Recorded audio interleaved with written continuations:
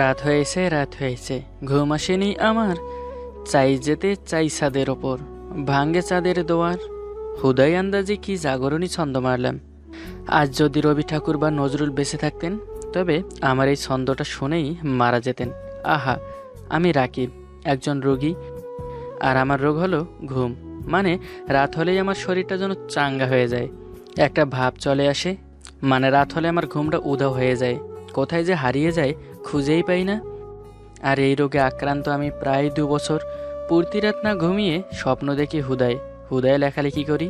মানে আমার রুমের দেয়ালে, বিশ্বাস করেন রাসেল ভাই, আমার রুমের দেয়াল দেখলে মানুষ ফিট খাইবে।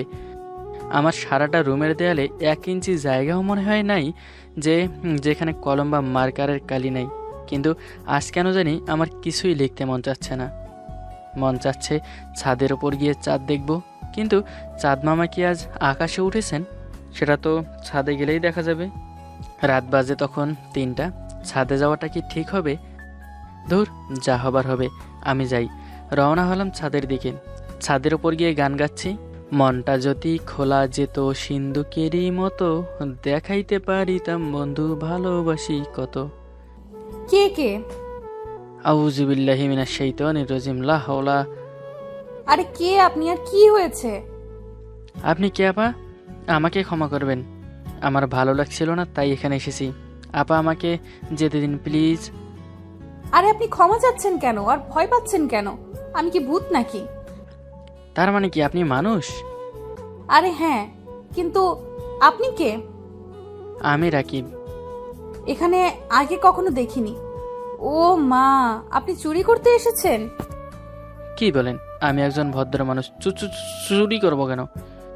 তবে তোতলাচ্ছেন কেন? আগে বলুন আপনি কে, আর এখানে কেন এত রাতে? আমি হিমি। আগে কখনো দেখিনি তো। না দেখারই কথা, আমি এখানে আমার আপুর বাসায় এসেছি বেড়াতে। কত তলায়? 2য় তলায়। ও, আমি নিচে থাকি। ও, কতদিন আগে এসেছেন এখানে? 4 মাস।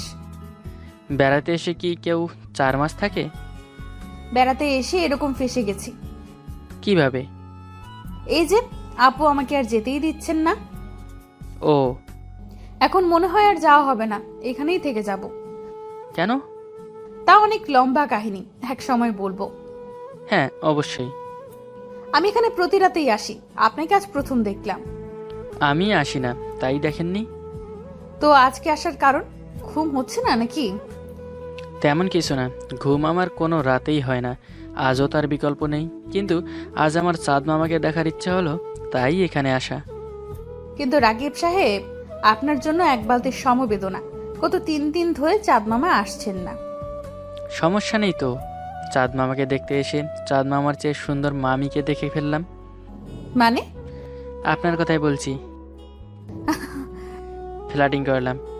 তো আপনি আমাকে মামি বললেন, আমাকে দেখতে কি মামি লাগে? চাঁদকে দেখতে কি মামা লাগে? আমাকে আর কিছু ডাকলেই তো পারতেন, যেমন আপু। চাঁদকে মামা না ডেকে আঙ্কেল দুলাভাই তো ডাকা যেত, কিন্তু মামা কেন ডাকা হয়? কারণ সেটা তার সাথে যায়। কিভাবে যায়? কিভাবে? ধুর, এত সব জানি না। এই তো, ঠিক সেভাবেই আপনি আমার মামি। এখন আপনি যদি কোনো প্রশ্ন করেন তাহলে আমিও বলবো, ধুর, এত সব জানি না। আপনি অনেক মজার মানুষ। একটা কথা জিজ্ঞেস করতে পারি? হ্যাঁ বলুন, পারলে উত্তর দিব। আপনি এখানে পূর্তি রাতে কেন আসেন? বললাম তো অনেক লম্বা কাহিনী, পরে একদিন দেখা হলে বলবো। সমস্যা নেই, কাল বইলেন। না, কাল না। কেন? জানি না। ও, আরও একটা কথা বলতে চাইছিলাম আর কি। কি সেটা? আপনি এতক্ষণ আমার সাথে ঠিকই হেসে হেসে কথা বলছিলেন, মজা করছিলেন, কিন্তু সত্যি কথাটা কি জানেন? আপনার এই হাসিটা নকল। মানে? মানে আপনার এই হাসিতে আমি একটুকুও খুশির ছোঁয়া পাইনি। আমাকে দেখানোর জন্য হাসলেন, মানে একরকম মায়া কান্নার মতো। আপনারটা মায়া হাসি। ও তাই? কেন মনে হলো এমনটা? মনে হওয়ার কিচ্ছু নেই, দেখতেই পাচ্ছি। ও, ঘুমাবেন কবে? অনেক দেরি। মানে? মানে আমার 4 ঘন্টার বেশি ঘুম হয় না, তাই এখানে 8টা পর্যন্ত থাকবো। 8টায় গিয়ে ঘুমাবো, 12টায় উঠবো। এখন বাজে 4টা। হ্যাঁ তো না কিছু না। আপনি ঘুমাবেন কখন? কোনো কাজ নেই তো রাত 10টায় ঘুম লেগে যায়। 2টার সময় ঘুমও ভেঙে যায়, তখন ছাদে আসি। 6টা 7টার দিকে গিয়ে আবার ঘুমাই। 9টা 10টার দিকে উঠে যাই। বাহ, কি নিয়ম আপনার। আর সারাদিন কি করেন? কিছু না, ফেসবুক আর ইনস্টায় টাইম পাস, ব্যাস। ও, চা খাবেন? ইচ্ছা আছে, কিন্তু এখন চা কোথায় পাবেন? এই চিরকুটটায় একটা ছোলা আছে। আপনি কিভাবে জানলেন? কারণ এই রুমেই আমার রাজত্ব। আপনি না নিচতলায় থাকেন? হ্যাঁ, তো এখানে আপনার রুম কিভাবে? আসলে আমরা এখানে ফ্ল্যাট কিনে আসিনি, নিজের বাড়ি। ও। তো আসেন চা খাই। তারপর রাকিব চা বানাতে শুরু করলো। কাপ চামচ, চিনি, চা পাতা সব রেডি করলো। সবকিছু রেডি করার পর সে মাথায় হাত দিয়ে চুলকাতে লাগলো। কি ব্যাপার মশাই, মাথায় কি উকুন ধরা পড়েছে নাকি? আসলে একটা ঝামেলা হয়ে গেছে। কি সেটা? চা বানাতে প্রথম কাজটা কি? সরেন, আমি বানাচ্ছি। থ্যাঙ্কস। তারপর আমি চা বানানো শুরু করলাম। চা বানাতে বানাতে রাকিবকে বললাম, আরে সমস্যা নেই, আপনি আমাকে তুমি করেই বলিয়েন। আচ্ছা। হ্যাঁ। বললে না যে? কি? তুমি কি এইখানেই থাকো, মানে এই ঘরে? কই না তো, আমি তো নিচে থাকি, নিচতলায়। তাহলে এই ঘরে সব প্রয়োজনীয় জিনিস রাখা আছে। এসব কে রেখেছে, কার জন্য? আসলে সব আম্মু রেখেছে। কেন জানতে পারি? আসলে এখানে তো কেউ থাকে না, আর কিছু প্রয়োজন হলে নিচে থেকে কিছু খেয়ে নিতে পারো। এখানে এসব প্রয়োজনীয় জিনিসপত্র রাখার কি আছে? আসলে আমি আপনাকে খুলে বলি। হ্যাঁ বলো। আমি মাঝে মধ্যে এখানে বসি, মাঝে মধ্যে বললে ভুল হবে, প্রতিদিনই আসি, কিন্তু কিছু সময় বসি। আর আমি এখানে আসলে আমার পিছন পিছন আম্মু আসেন, আম্মুর সাথে গল্প করে সময় কাটাই। অনেক সময় চা খাই। এখন চা খাওয়ার জন্য কি ওপর থেকে নিচে গিয়ে চা বানিয়ে আবার উপরে আসবেন? তাই এত ঝামেলা না করে আম্মু এখানেও কিছু প্রয়োজনীয় জিনিস রেখে দিয়েছেন, যাতে যে কোনো প্রয়োজনে নিচে যাওয়া না লাগে। ও, বুঝতে পারছি। আচ্ছা রাকিব, তাহলে এখানে এই কম্পিউটার, ল্যাপটপ, মাইক এগুলো কি? সেটা বলতে পারবো না। কেন? আচ্ছা, আপনাকে বলেই ফেলি। ওকে। আগে কথা দিন, কাউকে আপনি এই কথাটা বলবেন না। হ্যাঁ, বলবো না। আসলে আমি ইউটিউবার। বাহ, ভালো তো। তো এ কথা লুকানোর কি আছে? আসলে আমি কাউকে বলতে চাই না, শুধুমাত্র ইউটিউবিং করি, মাঝে মধ্যে গেমস খেলাই, এইসব আর কি। ও আচ্ছা, ইউটিউব থেকে কি তুমি কোনো ইনকাম করো? ইনকাম হয় কিছুটা। ভালো তো। এই নাও, চা হয়ে গেছে, চা খাও। হিমির তৈরি চায়ের এক চুমুক খেতেই, বাহ, আপনি তো অনেক ভালো একজন রাঁধুনি। সামান্য চা বানিয়ে কি রাঁধুনি হওয়া যায়? না, যাওয়ার কোনো কারণ আছে? মজা করছি না, সত্যি আপনার চা খুব মজার হয়েছে। আচ্ছা। তারপর হিমির সাথে এরকমভাবে গল্প করতে করতে প্রায় 7:30 বেজে গেছে। আরে আপনি ঘুমাবেন না? আপনি তো 6টার দিকে চলে যাওয়ার কথা, আমার জন্য আপনার ঘুম নষ্ট হলো। আরে না না, আমার ঘুম নষ্ট হয়নি, বরং আমার তোমার সাথে গল্প করতে ভালোই লাগছিল। কিভাবে যে সময় কেটে গেছে বুঝতেই পারিনি। ভালো লাগলেই হলো। হ্যাঁ। তাহলে এখন যান, গিয়ে ঘুমিয়ে পড়ুন। তুমি যাবে না? হ্যাঁ, চলে যাব। তবে একসাথে কেন নয়? আচ্ছা ঠিক আছে, চলুন। আজ রাতেও কি আসবে? আসার তো কোনো প্ল্যান নেই, যদি আপনি আসেন তবে বাধ্যতামূলক আমার আসতেই হবে। তা কেন? যদি আমি না আসি তাহলে আপনি গল্প করে সময় কাটাবেন কার সাথে? আগে যেভাবে সময় কাটাতাম সেভাবে কাটিয়ে দেব। মানলাম আপনার সময় কেটে যাবে, কিন্তু আমার সময় কিভাবে কাটবে? আগে যেভাবে কাটাতে সেভাবেই। কিন্তু আমি তো খুব সহজে অতীত ভুলে যাই। অতীত ভোলা খুব সহজ নয়। আমার মনে হয় কি জানেন, কি? আপনি অতীত থেকে খুব দুঃখ পেয়েছেন। মানে? মানে আপনার অতীত আপনাকে খুব দুঃখ দিয়েছে, যার কষ্ট আপনি বর্তমানেও কাটিয়ে উঠতে পারছেন না। আপনি সবকিছু এত সহজে বুঝে যান কি করে? আমি জানি না, কারো কিছু এত সহজে আগে কখনো বুঝিনি, আপনি প্রথম। ফ্লার্টিং করছো? যদি মনে করেন তাই।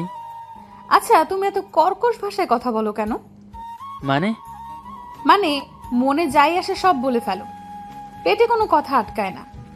হ্যাঁ, তার কারণেই তো আমি খারাপ। মানে তুমি কেন খারাপ হতে যাবে? আহা, কথায় আছে না, হক কথার ঢক নাই। ঠিক তেমনইভাবে আমি সব সময় উচিত কথা বলে ফেলি, যার কারণে আমি মানুষের কাছে খারাপ। সমস্যা নেই, এইভাবেই সবসময় উচিত বলতে থেকো, সত্যবোধ থেকো। মানুষ কি বললো না বললো সেটাই কান দিও না। মানুষ আজকে বলবে, কালকে বলবে, দুদিন পর ঠিকই চুপ হয়ে যাবে। আপনার এই কথা শুনে আমার কিছু একটা মনে হচ্ছে। কি সেটা? আমার মনে হচ্ছে যে এই সমাজের স্বার্থপর মানুষেরা আপনাকে অনেক কথা শুনিয়েছে। আমি কি ভুল বলেছি? না, ভুল বলনি। আসলে এই সমাজের মানুষেরা না জেনে বুঝে কথাগুলো বলে, কিন্তু তারা মনে করে না যে তাদের ছোট্ট একটি কথা একটি মানুষের জীবন নষ্ট করে দিতে পারে। I am sorry. আরে তুমি কেন সরি বলছো? যাও গিয়ে ঘুমিয়ে পড়ো। আচ্ছা, আসি। আপনিও ঘুমিয়ে পড়ুন। শোনো, জি বলেন। আমার একটা নাম আছে। আর সেটা হলো হিমি। যেহেতু তুমি আমার নামটা জানো, তবে আমাকে আপনি আপনি করে ডাকার কি মানে? তুমি আমাকে তুমি করে বলো, নাম ধরে ডাকো, ভালো লাগবে। আচ্ছা ঠিক আছে হিমি, এখন যাও। রাতে দেখা হবে কিন্তু। হ্যাঁ নিশ্চয়ই। তারপর আমি রুমে এসে ঘুমিয়ে পড়ি। এক ঘুমে আমি উঠলাম 1টার দিকে, তাও আম্মু ডাকে। তারপর এই কাজ ওই কাজ এদিক সেদিক করেই কাটিয়ে দিলাম সারাদিন। অপেক্ষায় আছি রাত 2টার। এখন বাজে 12টা। ফেসবুক চালিয়ে বই পড়ে খুব কষ্ট করে ঘড়ি কাঁটা ধুয়ে নিয়ে আসলাম। ঘড়ি কাঁটা ধুয়ে আসার সাথে সাথে আমি দৌড়ে গেলাম ছাদের ওপর। কিন্তু ছাদের ওপর গিয়ে দেখতে পেলাম হিমি ওদিক তাকিয়ে ফুপিয়ে কান্না করছে। কি ব্যাপার হিমি, কান্না করছো কেন? ও রাকিব, তুমি এসেছো? হ্যাঁ এসেছি। ভালোই হয়েছে। আজকে আমার সময় কাটছে না, তাই অনেক আগে থেকে এখানে এসে তোমার অপেক্ষা করছি। কখন থেকে? প্রায় 1 ঘন্টা। তার মানে 1টা থেকে? আর আমি এত কষ্ট করে অপেক্ষা করছিলাম রাত 2টার। মানে? আসলে আমি 1টার ভাবছিলাম যে তুমি ঘুমে থাকবে, অপেক্ষা করছিলাম, ঘড়ির দিকে তাকাচ্ছিলাম কতক্ষণে যে রাত 2টা বাজবে আর ছাদের ওপর এসে তোমার সাথে দেখা করব। ও তাই? হ্যাঁ। আচ্ছা, আমার সাথে দেখা করার জন্য এত অপেক্ষা কেন, এত আকর্ষণ কেন, জানতে পারি? আমি জানি না তোমার সাথে দেখা করার জন্য কেন আমি এত এক্সাইটেড। ও আচ্ছা। তো ডান বাম এদিক সেদিক কথা শেষ হয়ে গেলে মূল কথায় চলে আসি। মূল কথা মানে? মূল কথা মানে হচ্ছে যে তুমি এখানে ফুপিয়ে ফুপিয়ে কাঁদছিলে কেন? আর আর যদি না বলি? সমস্যা নেই, আমিও কাঁদবো। আরে না, তেমন কিছু না, এমনি কাঁদতে মন চাইছিল তাই কাঁদছিলাম। তোমার মনে অনেক দুঃখ আছে, চাইলে তুমি আমাকে শেয়ার করতে পারো, একটু হালকা হবে। আসলে বাবার কথা মনে পড়ে গিয়েছিল। বেশ, এইটুকুই আঙ্কেলকে কল করে কথা বলতেই তো পারো। সেটা যদি সম্ভব হতো। বুঝলাম না। আসলে বাবা মারা গেছেন, আর আমার জন্য। আমাকে খুলে বলা যাবে? এই তো বেশি দিন না, 6 মাস আগে যখন আমি ভার্সিটি থেকে বাসায় যাচ্ছিলাম, তখন একদল বখাটে আমাকে জোর করে কি? আমাকে জোর করে গণধর্ষণ করে। ধর্ষণ করেছে। তারপর তারা এই ঘটনা এলাকার সবার কানে পৌঁছে দেয়, কিন্তু তারা সেটি বলেনি যে তারা আমাকে ধর্ষণ করেছে। তারা বলেছে যে আমি স্বেচ্ছায় গিয়ে তাদের। আচ্ছা থাক, পরে। পরে আর কি? এই যে কাল বললে না তুমি সমাজের মানুষের প্রতি আমার এত ক্ষোভ কেন? ক্ষোভ এই কারণেই যে সমাজের মানুষ আমাকে চিনতে না পেরে আমাকে প্রতিটা মুহূর্তে মুহূর্তে লাঞ্ছিত করে, বাবাকে রাস্তায় পেলে অপমান করত। তাদের কারণেই সমাজে মুখ দেখানোটাই আমার জন্য একটা পাপ হয়ে গিয়েছিল। একদিন আমাদের বাসায় বাবার বন্ধু আসলেন। এসে যখন আমাকে দেখেই বাবার সামনে থুতু ফেললেন, বলতে লাগলেন যে বাবা আমাকে এখনো কেন ঘরে রেখেছে, আমার মতো মেয়ে নাকি ঘর থেকে বের করে দেওয়া উচিত। কিন্তু সমাজের লোকজন আমাকে খুব খারাপ মনে করেও অন্তত আমার পরিবারের লোকজন আমাকে চিনতো, বুঝতো। তাদের এইটুকু বিশ্বাস ছিল যে আমি এরকম কাজ কোনোদিন করতে পারি না। বাবার বন্ধুর ওই রকম কথায় ওই দিন রাতেই বাবা হার্ট অ্যাটাক করে মারা যান। ছোটবেলায় মা আমাকে ছেড়ে চলে যান, আমার বয়স যখন 7 বছর। তারপর বাবা মারা যাওয়ার পরে সমাজের লোকজনেরা আমার উপর আরো একটি অপবাদ তুলতে শুরু করলো। সেটা হলো বাবাকে নাকি আমি মেরেছি, আমার জন্যই নাকি বাবা মারা গেছে। তারপরে আর কি, সমাজের লোকজনের কথা আমার এক সময় হজম করা সম্ভব হচ্ছিল না। পরে আমি আত্মহত্যার পথ বেছে নিই, কিন্তু আমার খারাপ কপাল যে আত্মহত্যার প্রায় 1 ঘন্টা আগেই বাসায় আপু দুলাভাই পৌঁছে গিয়েছিলেন, আর তারা আমাকে নিয়ে এখানে চলে আসে। তারপর আমি কিছুটা ঠিক হলেও সে কথাগুলো এখনো ভুলতে পারি না। প্রতি রাতে এখানে এসে অল্প অল্প করে কেঁদে মনটাকে একটু হালকা করি। কিন্তু রাকিব জানো, আজকে তোমার সাথে কথা বলে আমি পুরোটাই যেন হালকা হয়ে গেছি। আরে বাবা, এই কারণে কি মানুষ আত্মহত্যা করতে চায়? সব ভুলে যাও, নতুন জীবন শুরু করো। আগে যা হওয়ার হয়ে গেছে, এখন তুমি এখানেই থাকো পার্মানেন্ট। একটা বোনের বাড়ি কতদিন থাকা যায় বলো? হিমির এরকম কথা শুনে আমার কান্না চলে আসলো। তারপর আমি আর কিছু ভাবলাম না, একটা সিদ্ধান্তে চলে এলাম। আর হিমিকে বললাম, আচ্ছা হিমি, একটা কথা বলি। হ্যাঁ। বোনের বাড়ি কতদিনই বা থাকা যায়? তুমি বলছিলে তাই না? একটা বোনের বাড়ি কতদিন থাকা যায়? 1 মাস, 2 মাস, 1 বছর, 2 বছর, 3 বছর, তারপর তো যেতেই হবে, তাই না? আর আমি আমার বোনের বোঝা হয়ে থাকতে চাই না।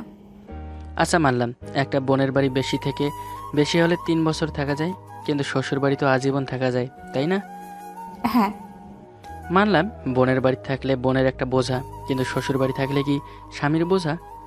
না, স্বামী বোঝা হবে কেন? সে তো বিয়ে করে নিবে, তাই না? হিমি, আমাকে বিয়ে করবে? কি? আমাকে কি বিয়ে করবে? না রাকিব, আমাকে ক্ষমা করো। কেন? আমাকে বিয়ে করতে কি সমস্যা? আমি কি তোমার যোগ্য না? না রাকিব, আমি তোমার যোগ্য না। কেন? এরকমটা কেন? তুমি বুঝতে পারছো না নাকি? কি বুঝবো? তুমি ভুলে যাচ্ছ আমি ধর্ষিতা মেয়ে। তুমি আমাকে বিয়ে করলে সমাজের লোকজন তোমাকে কি বলবে? কেন? কালই তো তুমি বলছিলে সমাজের লোকজন 2-3 দিন কথা বলবে, চিল্লাচিল্লি করবে, 4 দিনের দিন ঠিক হয়ে তার কাজে লেগে পড়বে সমাজের লোকজনের কথায় কান না দিতে। তারপরের কথা হলো, আমি তোমাকে গতকাল বলেছিলাম যে আমি অতীত খুব সহজেই ভুলে যাই। তাই আমার কথা শোনো, তুমি এখন তোমার অতীত ভুলে যাও। তোমার অতীতে কি হয়েছে না হয়েছে আমি আর কিছুই জানতে চাই না। আমি শুধু এখন তোমাকে চাই, ব্যাস। আমাকে এখন তুমি বিয়ে করবে, এটাই ফাইনাল। তারপর আমি কি বলবো? আমার কিছু বলার আগে রাকিব আমার হাত ধরে তার বাসায় নিয়ে গেল। মা, মা। কিরে রাকিব, কি হয়েছে? মা, সে হচ্ছে হিমি, আমাদের বাসায় 2য় তলায় আপুর বাসায় বেড়াতে এসেছে। ও, আসো মা, বসো। মা, আমার কথাটা এখনো শেষ হয়নি। শেষ হয়নি? তাহলে শেষ কর। মা, আমি সিদ্ধান্ত নিয়েছি যে হিমিকে বিয়ে করব আজকে। কি আজকে? শুধু আজকে না, এখন। রাকিবের এরকম কথা শুনে আমি তার দিকে অবাক হয়ে তাকিয়ে আছি। রাকিব, আমার কথাটা একটাবার শোনো। হিমি, তুমি চুপ করো। মা, তুমি কি কিছু বলবে? ঠিক আছে, তুই বিয়ে করতে চাস করবি, কিন্তু এখন কিভাবে সম্ভব? রাকিব তার মায়ের সাথে আর কোনো কথা না বলে সোজা তার মায়ের পা ধরে কান্না করে ফেলে। তারপর মা হিমির আপু এবং দুলাভাইয়ের সাথে কথা বলেন। হিমির আপু প্রথমে কিছুটা সংকোচ বোধ করলে আমি মাকে এক জায়গায় নিয়ে হিমির সাথে ঘটে যাওয়া সব কিছু খুলে বলি। রাকিব, তুই কি বলছিস? হ্যাঁ মা, এটাই সত্যি। এখন আমি চাই হিমির দায়িত্ব নিতে। আমি হিমির প্রতি দয়া দেখাচ্ছি না, আমি তাকে ভালোবেসে ফেলেছি। আচ্ছা ঠিক আছে, তাহলে হিমির সাথে তোর বিয়ে হবে। কোন দিন মা? সকাল তো হতে দে। আমি আড়াল থেকে রাকিব এবং মায়ের কথাগুলো শুনছিলাম। সমাজের এইরকম মানুষের মনুষ্যত্ব আছে বলেই হয়তো এই সমাজটা টিকে আছে। আর রাকিবের এমন কথা শুনে আমি এখন সত্যি রাকিবের প্রেমে পড়ে গেছি। প্রথমে আমি এরকমটাই ভেবেছি যে রাকিব আমার প্রতি দয়া দেখাচ্ছে, যার কারণে আমি তাকে বিয়ে করতাম না। কিন্তু সে তো আমাকে ভালোবাসে, তাকে ফিরিয়ে দিয়ে নিজেকে আর ছোট করব না। তারপর আর কি, পরের দিন সন্ধ্যায় আমার আর হিমির বিয়ে হয়ে যায়। আমি বাসার ঘরে বসে আছি রাকিবের অপেক্ষায়। সে ঘরে ঢুকতেই আমি তার পা ধরে সালাম করতে চাইলে, থাক থাক। পায়েও কি জায়গা নাই? না না, আমার জানের জন্য মনে অনেক জায়গা আছে, আমার কলজার টুকরোটা। ইস। শোনো। জি বলেন প্রিয়। আমাকে একটু জড়িয়ে ধরার সুযোগ দিন না প্লিজ। সুযোগ করে দিতে হবে না। কেন কেন? আপনার যেভাবে ইচ্ছা সেভাবেই জড়িয়ে ধরতে পারেন। জানটা। বাসার কলিং বেলের শব্দে আমার স্বাদের ঘুমটা হারাম হলো। আম্মুও দরজা খোলে না, তাই বাধ্য হয়েই আমারই খুলতে হলো। দরজা খুলে দেখি আম্মুর বেস্ট ফ্রেন্ড, সাথে তার মেয়ে। আসসালামু আলাইকুম আন্টি, কেমন আছেন?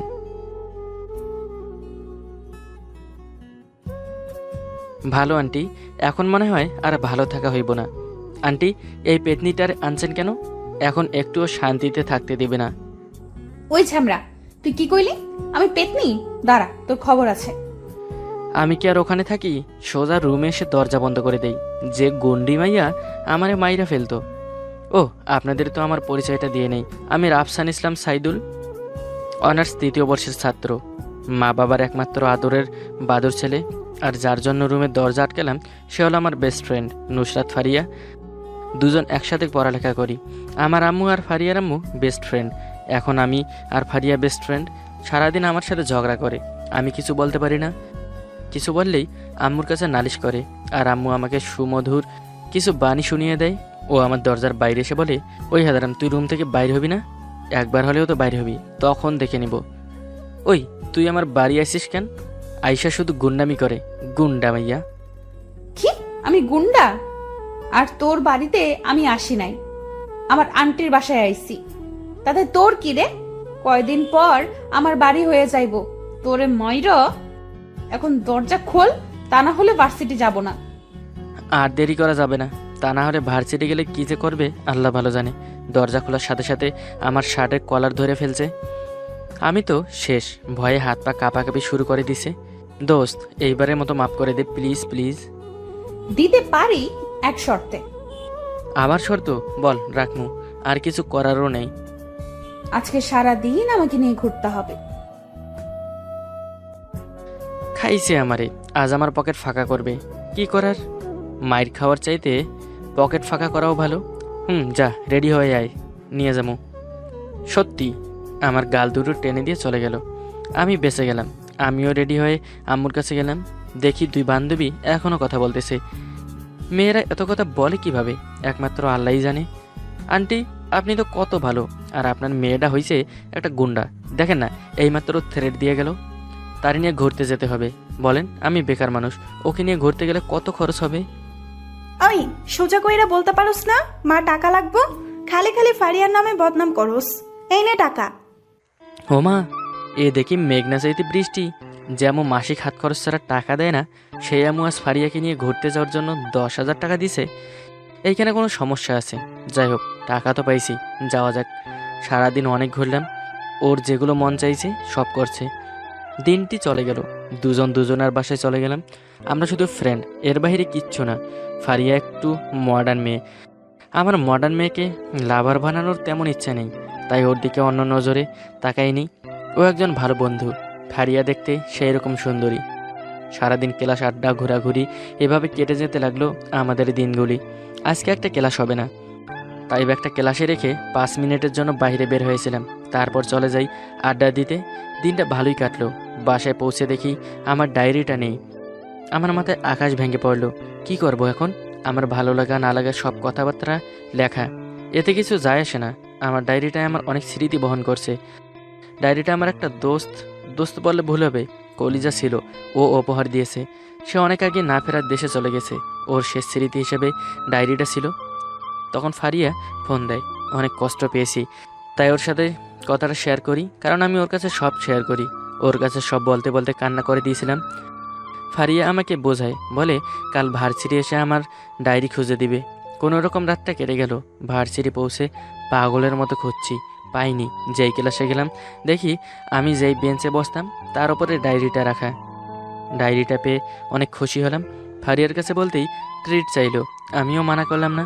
ওর প্রিয় খাবার ফুচকা খাবো, কিন্তু আজও আইসক্রিম খাবে, আমার ফেভারিট খাবার। দুজনে অনেক হাসি আনন্দে দিনটা কাটালাম। বাসায় চলে আসি। আজ মনে মনে অনেক খুশি, অনেক কিছু ফিরে পেলাম। আম্মু আমার খুশি আর বেশি সময় থাকতে দিল না। 440 ভোল্টেজের কথা শোনালো। রাফসান শোন, তোর আব্বু তো ব্যবসায়ের কাজে প্রায় সময় বাইরে থাকে, তাই ভাবতেছি তোকে বিয়ে দিয়ে দেব। আম্মুর কথা শুনে আমি অজ্ঞান। যখন চোখ মেলি তখন দেখি আম্মু আর ফারিয়া আমার পাশে বসে আছে। আম্মু, আমি এখন বিয়ে করতে পারবো না।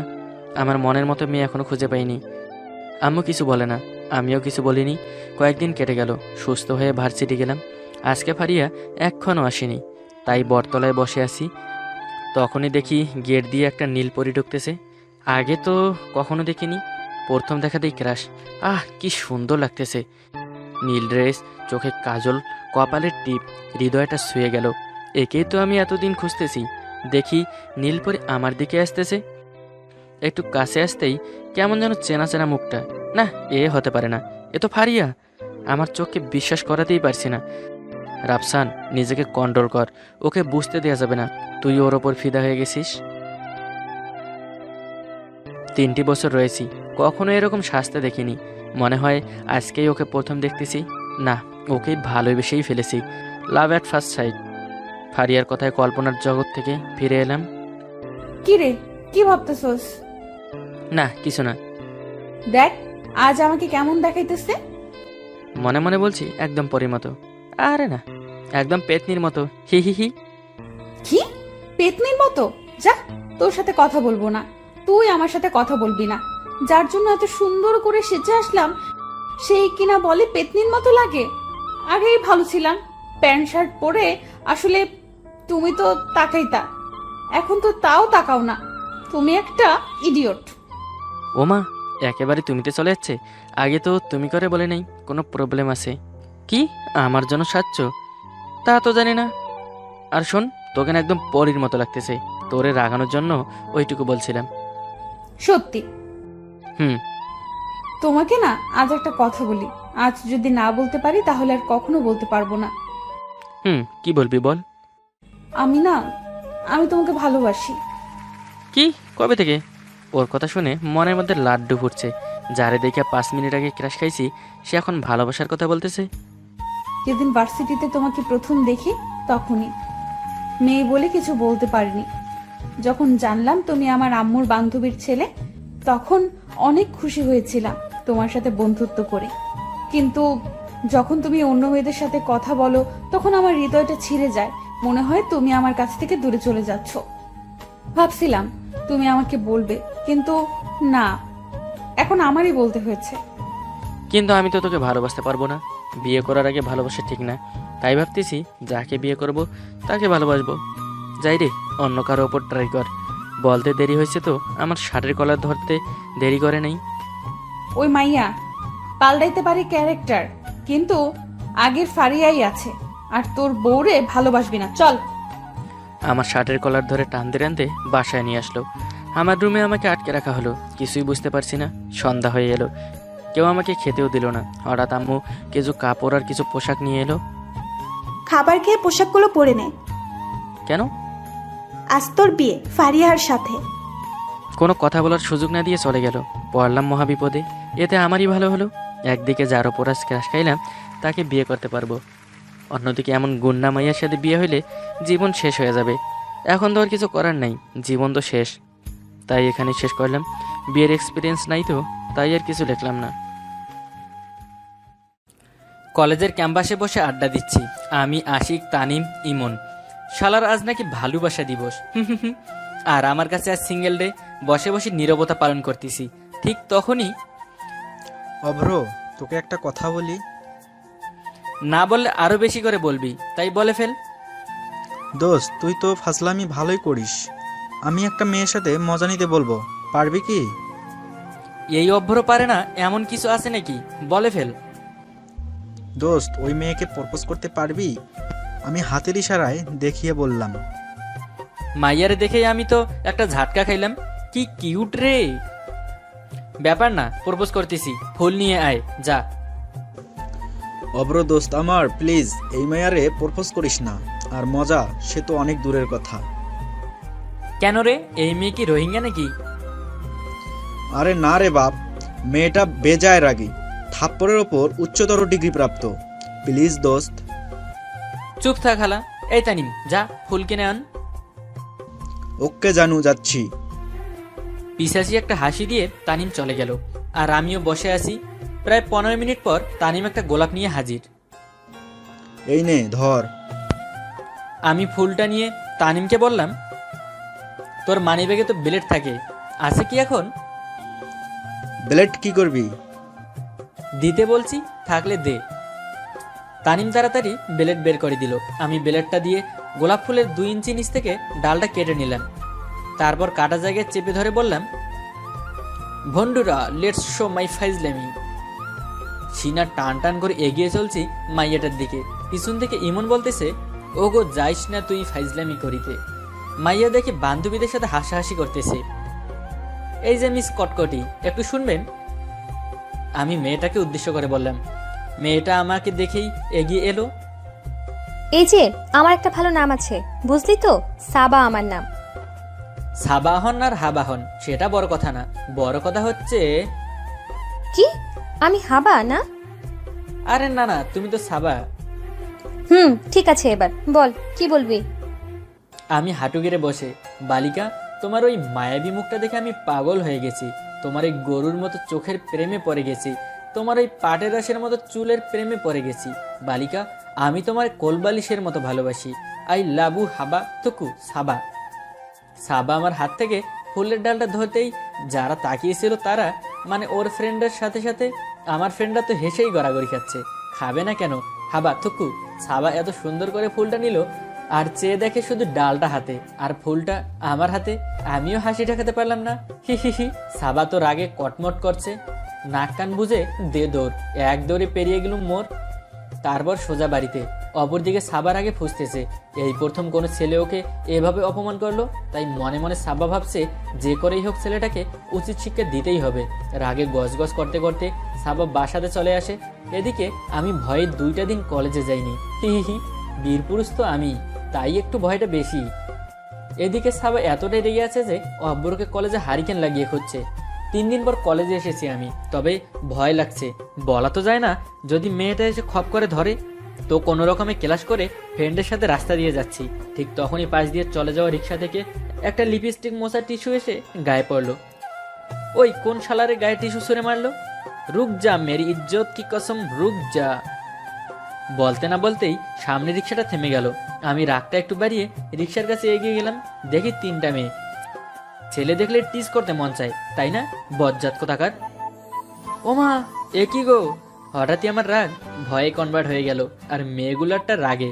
এইটা তো সেই গুন্ডি মেয়েটা যাকে সেদিন প্রপোজ করেছি। ভাগ অভ্র ভাগ। তাড়াতাড়ি সাইকেল ওঠে, ভুবু পিক পিক। ক্যারে যায় না কেরে, যা সাইকেল যা। উরি মা! পিছু ফিরতে দেখি গুন্ডিটা আমার ব্যাগ টেনে ধরে রাখছে। কই যাও বাবু? তুমি না আমাকে ভালোবাসো? চলো একটু বসি কোথাও। মনে মনে ভাবছি এমন মধুর কথা, তার মানে বড় দেখে বাজ দেবে। কি করা যায়? আইডিয়া। কোথায় যাবা বলো? কোনো রেস্টুরেন্টে যাই, কি বলো বাবু? বাস রেডি, আমিও কম না। কোন রেস্টুরেন্টে যাবা বলো? আমার সাথে চলো তো। বলেই হাঁটতে হাঁটতে বান্ধবী সহ বাংলা হোটেলে নিয়ে আসলো। ঢুকে মাইয়ার মনের মতো অর্ডার করতেছে, যা আমার কিডনি বেচলেও টাকায় পোষাবে না। খাবার চলে এসেছে, আমিও খুব করে খাচ্ছি। এত মজাদার খাবার কি না খেয়ে থাকা যায়? তারপর পকেট থেকে বাটন ফোনটা দিয়ে নিজেই নিজের ফোনে ফোন দিলাম। বাজতেছে। কি হলো বাবু? ফোনটা ধরো। আপু ফোন করেছে, যদি শুনে রেস্টুরেন্টে কপালে মাইর আছে। তাইলে বাইরে গিয়ে কথা বলে তাড়াতাড়ি আসো, যাও। আচ্ছা। বলেই আমি পিছাচি একটা হাসি দিয়ে ম্যানেজার কাছে চলে আসলাম। আঙ্কেল, টাকাটা ওই মেয়েটা দিবে। আমি বলেই বাইরে এসে সাইকেলটা নিয়ে ভু ভু চলে আমার সাইকেল হাওয়ার বেগে উইরা উইরা। সাবা এবার বুঝুক অব্বর কিরাম পোলা। ওদিকে খাওয়া শেষ করে বসে আছে সাবা আর ওর বান্ধবীরা। অব্বরের কোনো খোঁজ নেই। কি এত বড় ধোঁকা! রাগে সবার চোখ মুখ দিয়ে ধোয়া উঠছে। তবে কি আর করা, ব্যাগ থেকে বকশিস সহ 1550 টাকা গেল। আর বাড়ি ফিরে এসে সবার একটা প্রচন্ড বেড়ে গেছে। আর ভাবছে ছেলেটা বড্ড ফাজিল, ওকে এভাবে অপমানের শাস্তি দিতে পারবো না, অন্য উপায় খুঁজতে হবে। অপরদিকে আমি বাড়ি এসেই কোলবালিশ ড্যান্স দিচ্ছি, তবে ভয় লাগছে। তাই কালকে আর কলেজে যাব না ভাবছি। রাতে আমি এইসব কথা ভাবছিলাম। সাবা মেয়েটা রাগী হলেও দেখতে অনেক মায়াবী, আর রাগলে ঠোঁটটা ফুলে যায়। ইচ্ছে করে চকাস করে চুমা দেই। হি হি হি। ধ্যাত্তেরি, কি যে ভাবি এসব। ভাবনা থেকে বের হতেই মনোযোগ দিয়ে সাবওয়ে সার্ফেস গেমটা খেললাম। তারপর দেখুম পরের দিন কলেজে এসেই সাবা অব্বরকে খুঁজছে। ওর ডিপার্টমেন্টে গিয়ে না পেয়ে পরে পুকুর পাড়ে বসে আছে। হঠাৎ চোখ পড়লো একটা ছেলের ওপর। সাবার মনে পড়ে গেল সেদিন ছেলেটা খুব হেসেছিল, অব্বরের ফ্রেন্ড হবে হয়তো। তাড়াতাড়ি তার কাছে চলে গেল। এই ছেলে শোনো। তানিম সাবাকে দেখেই তো ভয় কাঁপছে। কি রে, অভ্র কই বলতে পারবি? কি কি কি জানি কই। তোমার নাম কি ভাইটু? জি তানিম। আসলে তানিম, আমি না তোমার ফ্রেন্ড অভ্রকে ভালোবেসে ফেলেছি, কিন্তু ওকে তো বলতেই পারছি না। কলেজে আসতে বলো প্লিজ। আচ্ছা বলবনি। সাবা চলে যায়। বিকেলে তানিম অব্বরকে ফোন দেয়। হ্যাঁ বল। দোস্ত তুই শেষ। মানে? মানে তোর ঘাড়ে পেতনি ভর করেছে। কি যাতা বলছিস? গাঁজা খাইছিস নাকি রে? না রে, সাবা তো তোকে খুঁজতেছে রে। হি হি হি, খুঁজবেই তো, যে বাসটা দিছি। কি তুই বাস দিলি আর ও তোর প্রেমে পড়ে গেল? মানে? আরে সাবা আমাকে বলল তোকে কলেজে আসতে বলতে, ও তোকে ভালোবেসে ফেলেছে। তুই ফান করছিস তাই না? না রে, আমি সিরিয়াস। ফোনটা রাখ। ফোনটা কেটেই ইয়াহু বলে কোলবালিশটা জড়াই ধরে লজ্জাতে গুলুমুলু হয়ে যাচ্ছি। আসলে ফাইজলামি করতে করতেই আমিও সাবাকে লাইক করে ফেলছি। না, কালকে কলেজে যাব, যা হয় ভালোই হয়। রাতে সাবাকে নিয়ে কত যে কল্পনা জল্পনা করছি আমি জানি। ইস, কেমন কেমন লাগছে। পরদিন কলেজে ঢুকেই দেখি পুকুর পাড়ে সাবা বসে আছে। আমাকে দেখেই উঠে কাছে চলে এলো। আমিও ওর কাছেই যেতাম, ও না আসলেও। কেমন আছো অভ্র? ভালো, তুমি? আমিও ভালো। কালকে কলেজে আসলে না যে? আসলে সাবা, ওই দিনের ফাজলামির জন্য আমি সরি, আর পরশু দিনের জন্যও। ইটস ওকে, আমি কিছু মনে করিনি। আমার বাবুটাই তো ফাজলামি করছে, তাই না? মানে? বারে, সেদিন আমাকে প্রপোজ করলে না, আর এই কয়টা দিনে তোমার উপরে জমে থাকা রাগগুলো ভালোবাসা হয়ে গেছে। আমিও তোমাকে ভালোবেসে ফেলেছি সাবা, কিভাবে যে হলো তা জানি না। তবে তোমার রাগী চেহারা বাচ্চামিগুলো খুব ভালো লেগে গেছে। পাগল একটা। চলো কোথাও ঘুরে আসি। ঠিক আছে চলো। তারপর সাবাকে নিয়ে ঘুরতে চলে গেলাম। সাবাকে যে এভাবে এতটা সহজে আমার করে পাবো ভাবতেই পারিনি। এদিক সেদিক ঘোরা শেষ করে সাবাকে বিদায় দিয়ে বাসায় চলে আসি। মনটা ভীষণ ভালো লাগছে সাবাকে আমার করে পেয়ে।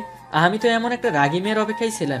এরপর থেকেই সাবা আর আমার ভালোবাসার মুহূর্তগুলো কাটছে। কলেজে বসে আড্ডা দেয়া, ক্লাস না করে ঘুরতে যাওয়া, হালকা দুষ্টুমি আর খুনসুটির মাঝেই প্রায় একটা আমার চলে যায়। এর মাঝে আমি সাবাকে খুব বেশি ভালোবেসে ফেলি, কারণ আমার ইচ্ছাই এটা, যাকেই ভালোবাসবো আমার সবটুকু দিয়েই ভালোবাসবো, আর তাকে কখনোই কষ্ট দেওয়ার মতো কিছুই করবো না। সাবাকে নিয়েও অনেক স্বপ্ন দেখলাম, স্বপ্ন সাজাতে শুরু করেছি। আর পাগলিটাও যে আমাকে অনেক ভালোবাসে। পার্কে বসে আছি আমি আর সাবা, আমার কাঁধে মাথা রেখে চুপচাপ বসে আছে অনেকক্ষণ পর। বাবু, একটা কথা বলি। হ্যাঁ বাবুনি, বলো। তুমি তো সেদিন আমাকে ফোন করে প্রপোজ করেছিলে, ভালোবেসে না। কালকে কলেজে আমাকে প্রপোজ করবে কিন্তু। হি হি হি, ওকে পাগলি বাবুনি, কালকে কলেজের সবার সামনে আমার বাবুনিটাকে প্রপোজ করব। খুশি তো?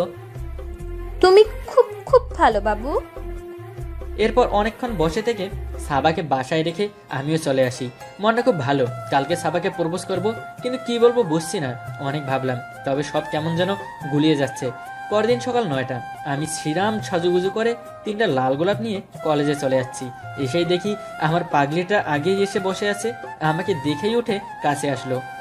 আমার বড় ভাইয়া ও আপুরা, আজকে আপনাদের সাক্ষী রেখে একটা কাজ করতে যাচ্ছি, সবাইকে উদ্দেশ্য করে বললাম।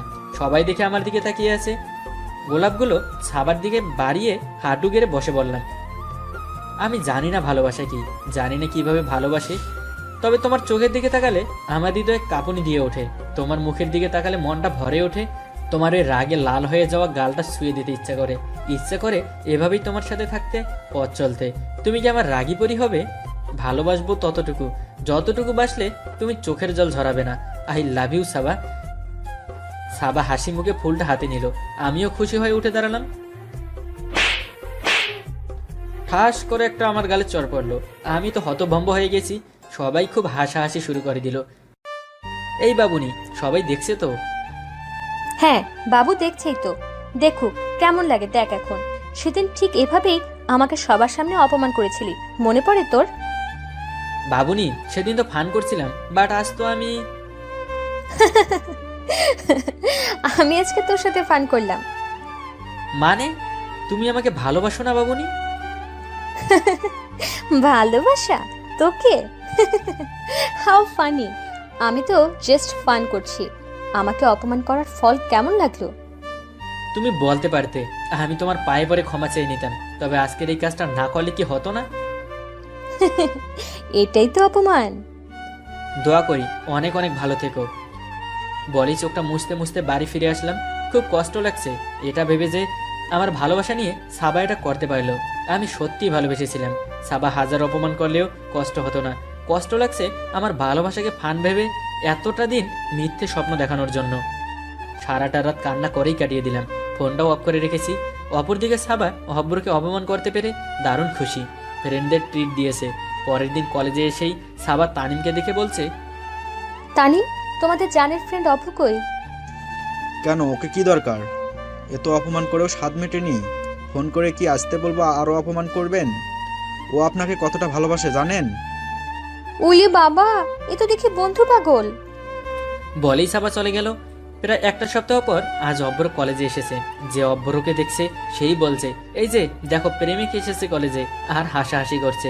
চুপচাপ ক্লাস করে অব্র আবার চুপচাপ চলে যায়। কারোর সাথে একটাও কথা বলে না। যে ছেলেটা পুরো ক্যাম্পাসকে খুশি রাখতো, আর সেই ছেলেটা একদম চুপ করে থাকে। ব্যাপারটা খুব খারাপ লাগে অব্রের ফ্রেন্ডদের। রাতে হঠাৎ করে অব্রের জন্য খুব খারাপ লাগে। ওকে আসলেই এভাবে অপমান করাটা ঠিক হয়নি। আবার ভাবে ঠিক করেছি, ইগো কাজ করে খুব। পরদিন কলেজে যায় সাবা, আর ভাবে অব্রকে সরি বলবে। আসলে ওকে ওভাবে বলাটা ঠিক হয়নি। অনেক খোঁজে অব্রকে, তবে পায় না। সাবা হতাশ হয়ে বাসায় চলে যায়। রাতে আবার অব্রর কথা মনে পড়ে যায়। পায়ে থাকা পায়েলটার দিকে তাকিয়ে থাকে।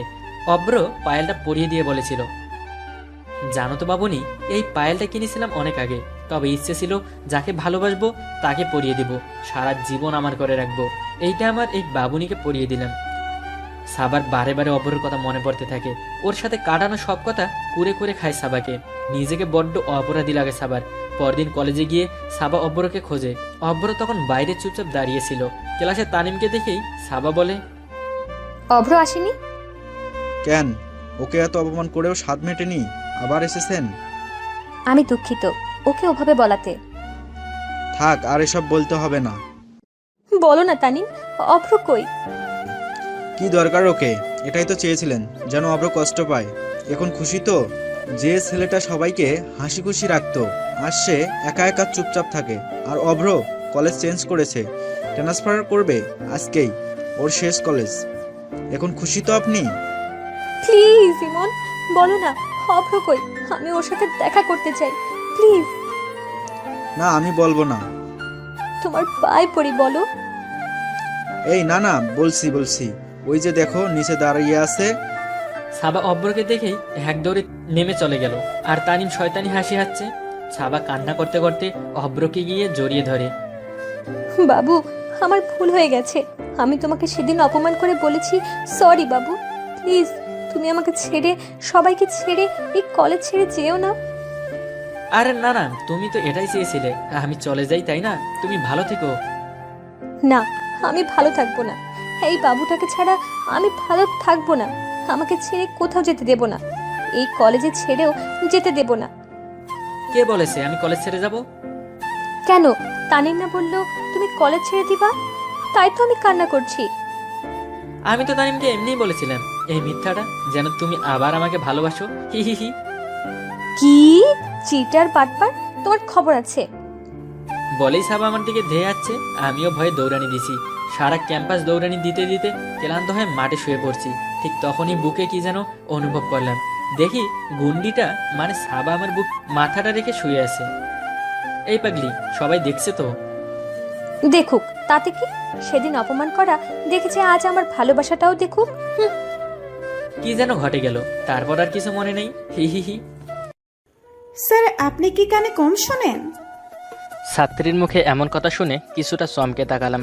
আমার চাহনি দেখে ও হয়তো ভয় পেয়েছে, তাই ঢোক গিলে বলে উঠল, না মানে স্যার, এতবার টাকার পরেও শুনলেন না তাই। স্যার, হিসাব বিজ্ঞানের জনক কে যেন? বারবার শুধু ভুলে যাই। লুকা পেসিউলি। এই শেষবার বললাম, এরপর জিজ্ঞেস করলে কান টেনে ছেড়ে ফেলবো, বলে দিলাম। আচ্ছা স্যার। আসলে আমি মনে মনে একটা কথা ভাবছিলাম এবার গ্রামে গেলে ইরার বাসায় বিয়ের প্রস্তাবটা পাঠিয়েই দিব। আর কত লুকিয়ে লুকিয়ে প্রেম করা যায়। তাছাড়া বাবা মা অনেক চাপ দিচ্ছে বিয়ের জন্য, তাই এবার বিয়েটা করেই ফেলবো, এসব ভাবছিলাম। এর মাঝেই আমার ছাত্রী আমাকে বার কয়েক ডেকেছিল। আমি শুনছিলাম, কিন্তু ভাবনার জগতে থাকার ফলে আর সাড়া দিতে পারিনি। আমার ছাত্রীর নাম তানজিলা। লেখাপড়ার মাথা খুব একটা খারাপ না, আবার অতি ভালোও না, মাঝারি মানের মেধাবী যাকে বলে আর কি। আমাকে খুব ভয় করে। যদিও আমি ওর ওপর কখনো হাত তুলিনি বা ধমক দিয়ে কথা বলিনি, তারপরও আমাকে খুব ভয় পায়। কিন্তু এর কারণ আমি জানি না। আমার পরিচয়টা দিয়ে ফেলি। আমি আরমান হোসেন, মাস্টার্সে পড়ছি। পরিবারের সবাই গ্রামের বাড়িতে থাকে, শুধুমাত্র আমি একাই থাকি এই ঢাকায়। একটা 5 তারকা মেসে থাকি। 5 তারকা বলতে ঠিকমতো 3 বেলা খাবার পানির কোনো সমস্যা নেই। এই কারণেই আমি এই মেসের নাম দিয়েছি 5 তারকা মেস। পড়ালেখার পাশাপাশি আমি শুধু এই একটা টিউশনই করাই, তাও করাতাম না যদি না তানজিলা আমার সবচেয়ে কাছের বন্ধু রাশেদের বন্যা হতো। তানজিলাকে পড়ানো শেষ করে রাস্তায় বের হলাম। আজ ইচ্ছে আছে একা কিছুক্ষণ হাঁটবো, তাই হাঁটতে শুরু করলাম। কিছুক্ষণ পরই রাশেদের ফোন এলো। হ্যালো আরমান, কই তুই? আমি তো রাস্তায়। রাস্তা তো বুঝলাম, কিন্তু কোন জায়গায় আছিস?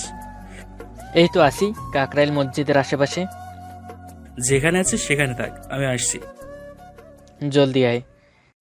কাকরাইল মসজিদের পাশেই রমনা পার্ক। চারপাশে জেলখানার মতো আটকানো। বেশ কিছু বিশাল দেহের অধিকারী মানুষ পার্কের ভেতর দৌড়াচ্ছে। এদেরকে সারাদিনই দেখি ব্যায়াম করে, কিন্তু ব্যায়াম করে এরা পায় কি বুঝি না। এসব কথা ভাবতে ভাবতে কখন যে রাশেদ আমার পাশে এসে দাঁড়িয়েছে টেরই পাইনি। কি রে, ডায়াবেটিক্সের কারখানার সামনে দাঁড়িয়ে কি দেখছিস? ওর কথা শুনে ওর দিকে তাকালাম, দেখি ও মুচকি হাসছে। ডায়াবেটিসের কারখানা মানে? মানে এখন যাদের দেখছিস এদের বেশিরভাগই এই রোগে আক্রান্ত। রোগটাকে কাবু করতেই তাদের যত দৌড়ঝাঁপ।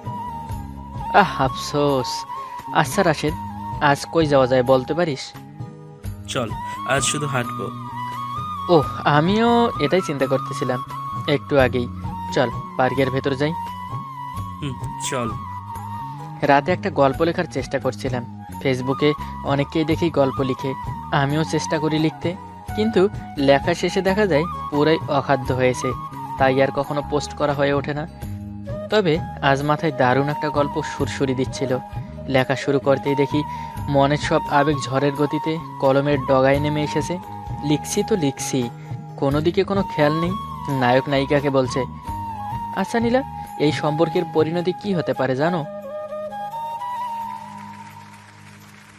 এমন একটা চরম মুহূর্তে আমার বেয়াদব মোবাইলটা বিকট শব্দে বেজে উঠল। আমি বসেছি টেবিলে আর মোবাইলটা বিছানায়, তাই আর উঠলাম না। এখন উঠলেই গল্পের আবেগ হারিয়ে যেতে পারে।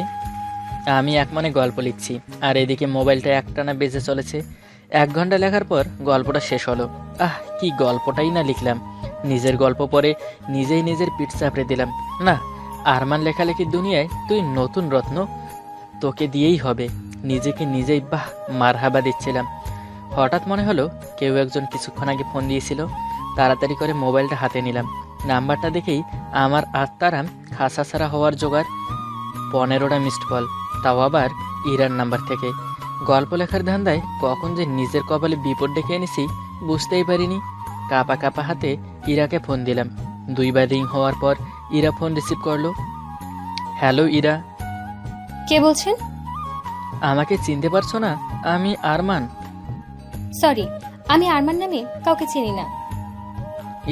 ইরা আমি সরি, আসলে ফোনের শব্দটা কান পর্যন্ত পৌঁছায়নি তো, তাই ধরতে পারিনি। সামনে পরীক্ষা তো, তাই পড়ছিলাম। তুমি যে কি পড়া পড়তে পারো আমি জানি। একবার ফোন দেওয়ার পরও তুমি শোনো নাই। এতবার কই ফোন দিলে? মাত্রই তো 3 বার। 3 বার দিয়েছি ফোন? 20 বার ফোন দিয়েছি আমি। মিথ্যা বলার জায়গা পাও না? মিথ্যা আমি বলি নাকি তুমি? 15 বার ফোন দিয়ে বলে 20 বার দিয়েছো, মগের মুল্লুক নাকি? এইমাত্রই না বললা আমি 3 বার ফোন দিয়েছি, এখন 15 বার হলো কেমনে? এই রে, ধরা খেয়ে গেলাম। শালার মিথ্যাটাও বলতে পারি না ঠিক মতো। কথার মোড় ঘোরাতে বললাম, ইরা জানো, এবার গ্রামে এলে তোমার বাসায় বিয়ের প্রস্তাবটা পাঠাবো। তুমি কচু পাঠাবে? প্রতিবার এই একই কথা বলো। না, এবার সত্যি পাঠাবো। সত্যি পাঠাবে? তাহলে আজই চলে আসো প্লিজ। আর কত লুকিয়ে প্রেম করব? ধীরে ধীরে, একটু ধীরে, সবুরে মেওয়া ফলে মেরি জান। ও তাই? তাই। আমার পাগলিরা। আর আমার পাগলটা? সকালে ঘুম থেকে উঠে মোবাইলে গল্প টাইপ করা শুরু করলাম। আমার আবার মোবাইলে টাইপিং স্পিড খুব ভালো, বিশেষ করে বাংলা, তাই 8 ঘন্টার মধ্যেই গল্প টাইপ করে ফেললাম। তারপর পোস্ট করলাম ফেসবুকে। এখন শুধু অপেক্ষার পালা। দুপুরের দিকে আবার ফেসবুকে লগ ইন করলাম। বাহ, মোটামুটি ভালোই সাড়া পেয়েছি।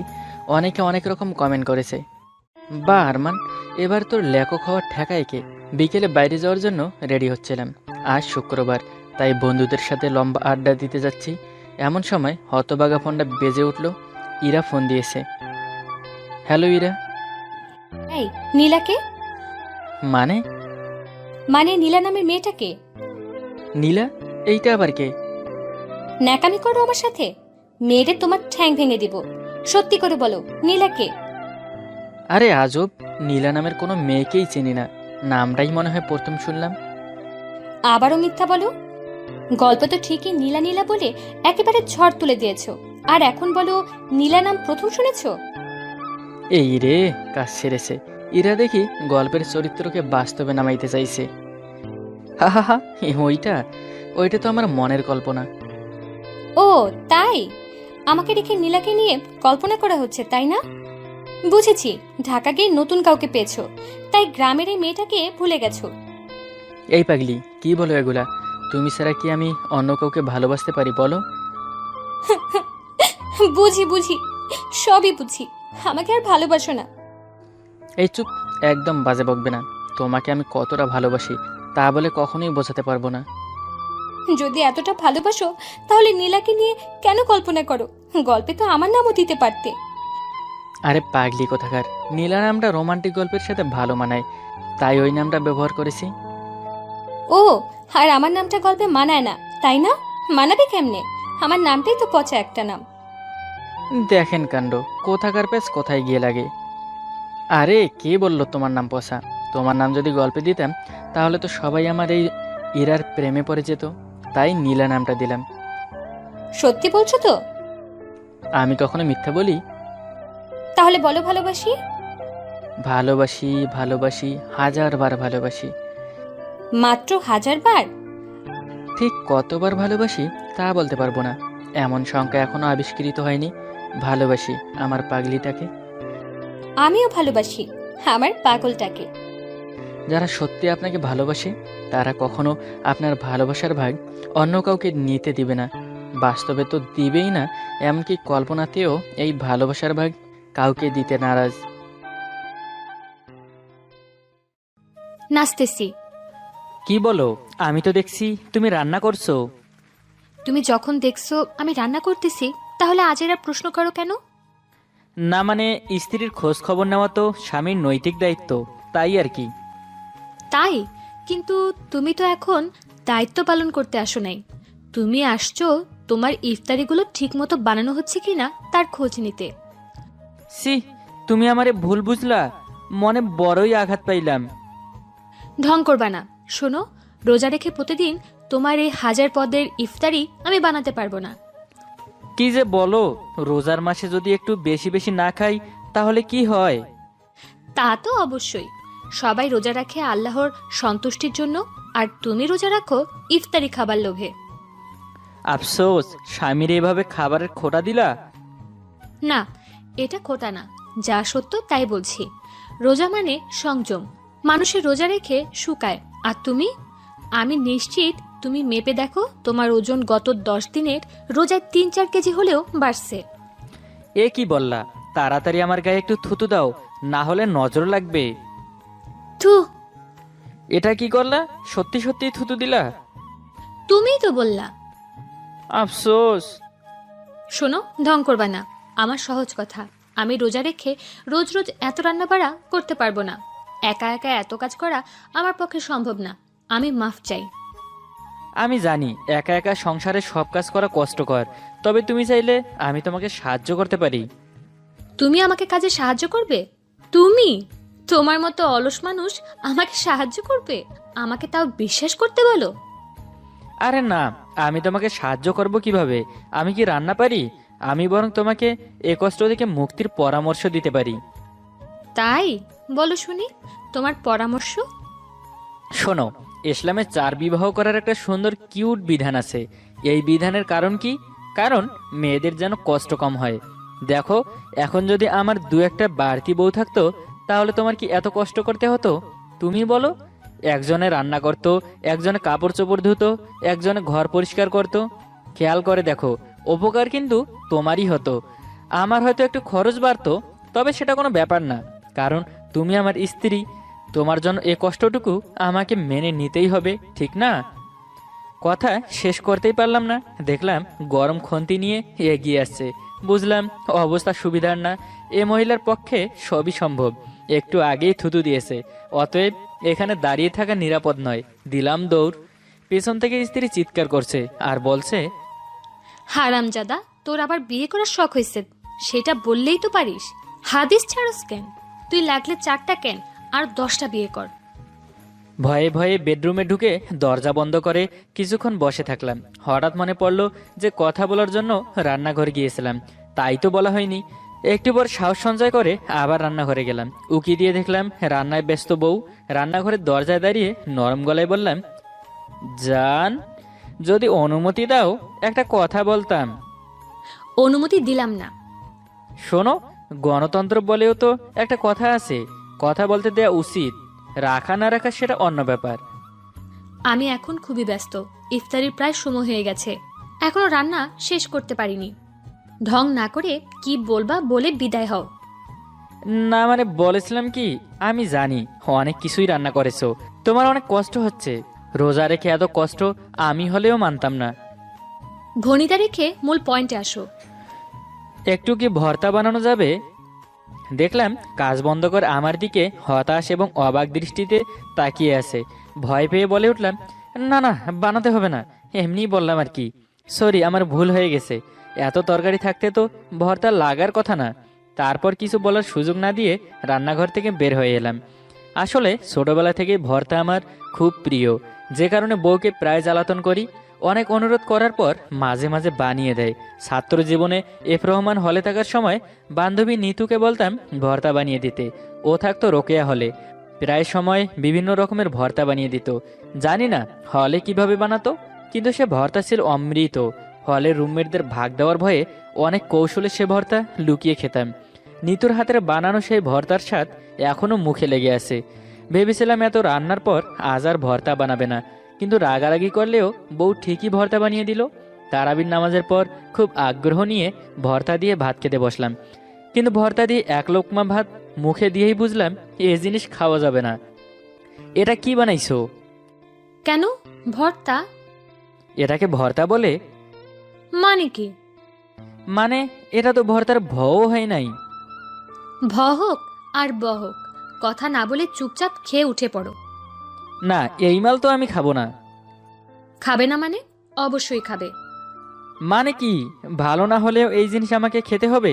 তুমি কি আমাকে জোর করে খাওয়াবে? দরকার হলে জোর করেই খাওয়াবো।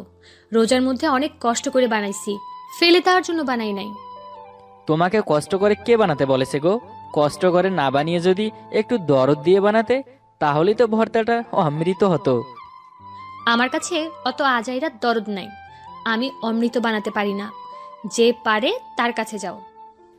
বউয়ের কথায় হতাশ হয়ে দীর্ঘশ্বাস ছেড়ে বললাম, আফসোস, সেই হারানো দিনগুলি যদি আবার ফিরে পেতাম। তাই নাকি? শোনো, ক্যাম্পাসের সেই দিনগুলি, আহ কি ছিল সেই সব দিন। হলে থাকতে নিতু ভর্তা বানাই দিত। নিতুর হাতের বানানো সেই ভর্তার কথা মনে হলে এখনো জিভে পানি এসে যায়। সেগুলো তো ভর্তা ছিল না, ছিল অমৃত। ছেলেদের কাছে প্রেমিকার হাতের গোবরও অমৃত মনে হয়, আর বউয়ের হাতের অমৃত মনে হয় ছাগলের লেদা। এগুলো কি বলো? যা সত্য তাই বলি। প্রেমিকা যদি মুখের সামনে ঘাস ধরে, ছেলেরা তৃপ্তি নিয়ে তাও খেয়ে ফেলবে। তার কারণ কি জানো? তার কারণ প্রেমিকার মনে থাকে মধু আর মধু। সেই মধুর ছোঁয়ায় ঘাসও অমৃত হয়ে যায়।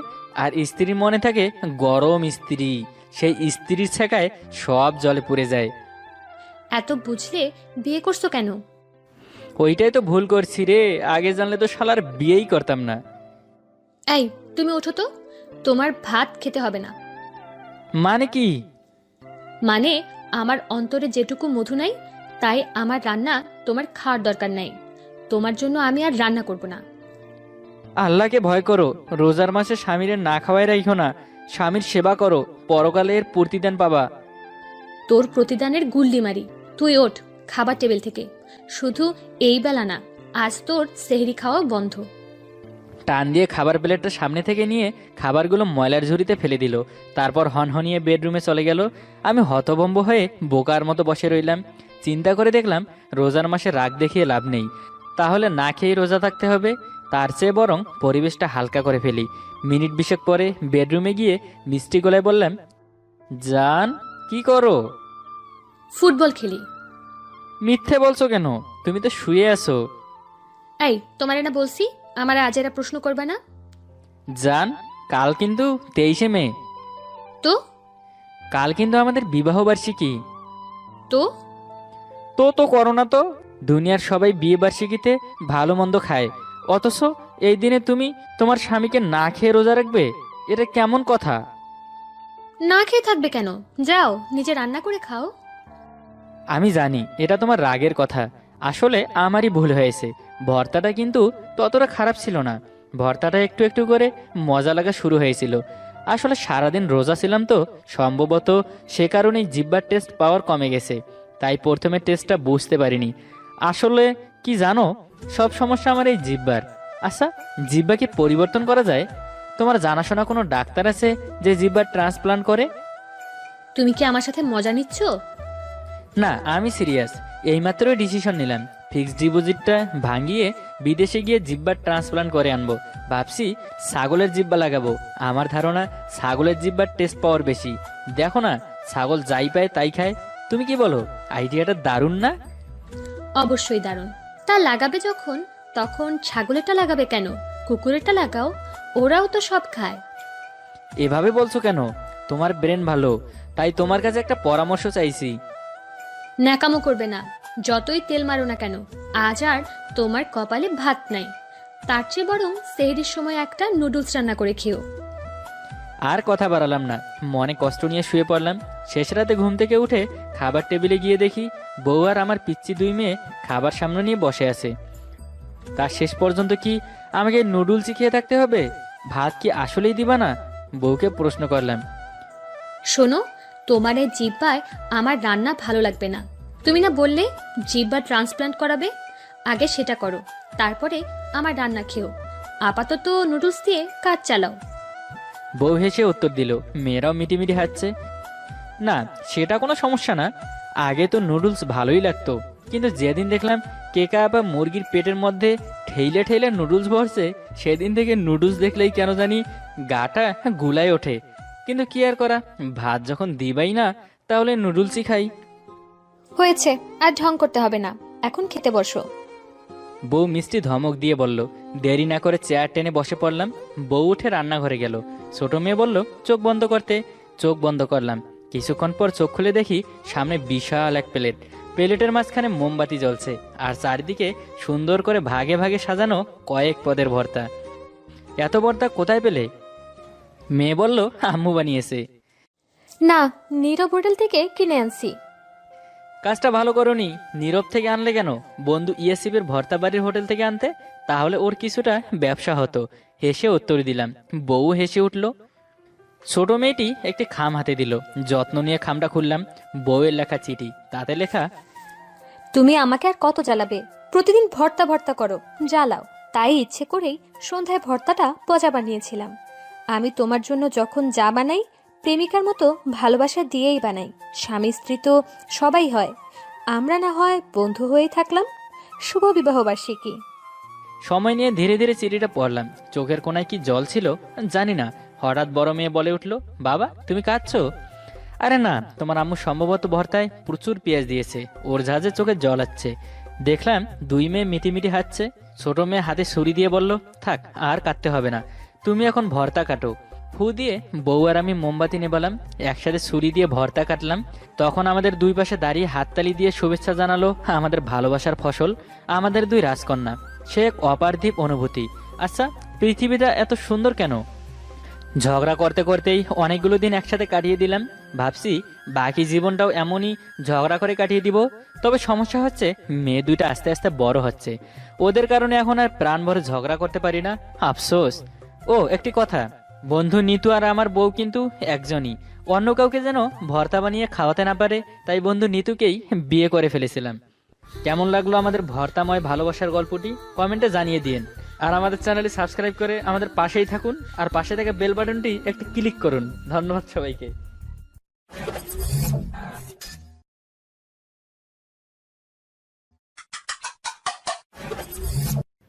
বাসাটিতে নতুন এসেছে উদয়। উপরের চিলেকোঠায় থাকে সে। অনেক কষ্টে উদয় এই বাসাটি ঠিক করতে পেরেছে। ভাড়াও তেমন একটা বেশি না, ওর নাগালের মধ্যেই। কিন্তু সমস্যা হচ্ছে ওর রুমটি হচ্ছে সাদের চিলেকোঠা। কিন্তু তবুও ও কষ্ট করে মানিয়ে নেবে, কারণ শহরে ব্যাচেলারদের বাসা ভাড়া দেয় না কেউ। এটাও দিতে চাইছিল না। একে উদয় ব্যাচেলার, আর দুই হচ্ছে এই বাড়িতে বাড়িওয়ালার উপযুক্ত মেয়ে আছে, তাই বাড়িওয়ালা ভাড়া দিচ্ছিল না। কিন্তু উদয় ওর এক বন্ধু মারফতে পায় বাসাটি। বন্ধুর চাচার বাসা। বন্ধুর চাচার কাছে সুপারিশ করাই অবশেষে পাওয়া যায় বাসাটি। তাছাড়া উদয়ও খুব ভদ্র ছেলে, উল্টাপাল্টা চলাচল নেই। কিন্তু আড্ডা, নেশা, রাতে দেরি করে বাসায় ফিরা, এসব কিছুই নেই উদয়ের মাঝে। উদয় যদিও ম্যাসেই থাকতে পারত, কিন্তু ওর ম্যাস ভালো লাগে না, তাই এই বাসায় ওঠা। এখান থেকেই উদয় চাকরির জন্য চেষ্টা চালাতে থাকে। বেশ কিছুদিন হয়ে গেল উদয় এখানে থাকে। ভালো লাগছে বাসাটি ওর কাছে। প্রথমে ভেবেছিল চিলেকোঠা, তাই উঠবে না। কিন্তু উদয় এখন বুঝতে পারছে চিলেকোঠায় থাকার মজা।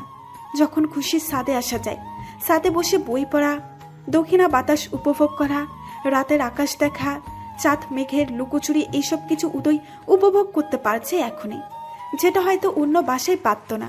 তাই এই বাসাটা খুব ভালো লাগে ওর। মাঝে মাঝে ছাদে এসে কবিতাও আবৃত্তি করে উদয়, কিন্তু সেটা রাতের বেলা।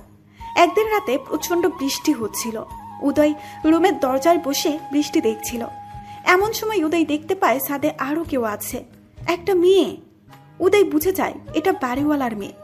বাড়িওয়ালার মেয়েকে আগে কখনো দেখেনি সে, আজ মেয়েটিকে প্রথম দেখছে সে। বৃষ্টিতে ভিজছে মেয়েটা, হাত দুটো দুপাশে ছড়িয়ে দিয়েছে, মুখটাকে আকাশের দিকে উপর করে রেখেছে। চমকানো বিদ্যুতের আলোতে দেখা যাচ্ছে মেয়েটির মুখে বিন্দু বিন্দু পানি জমে আছে, আর সেই পানিতে অসম্ভব মায়াবতী লাগছে মেয়েটিকে। অনেকক্ষণ তাকিয়ে থাকে উদয়, তারপর নিজের অজান্তেই নিজেও ভিজতে শুরু করে বৃষ্টিতে। পাশে গিয়ে দাঁড়ায় মেয়েটি। মেয়েটি তখনও আকাশের দিকে তাকিয়েছিল। হঠাৎ জোরে একটা বাস পড়ে। বাসের শব্দে ভয় পেয়ে চিৎকার দিয়ে মেয়েটি উদয়কে জড়িয়ে ধরে। উদয় কিছু বুঝতে পারে না। একটু পর মেয়েটি উদয়কে ছেড়ে দিয়ে একপাশে দাঁড়িয়ে থাকে। সে বুঝতে পারে না কখন উদয়কে ধরল।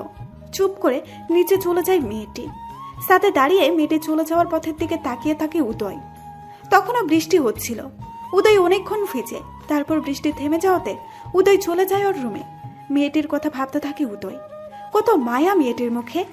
মেয়েটির কথা ভেবেই সারা রাত ঘুম হয়নি ওর। পরদিন সকাল, উদয় ছাদে দাঁড়িয়ে আছে মেয়েটির অপেক্ষায়।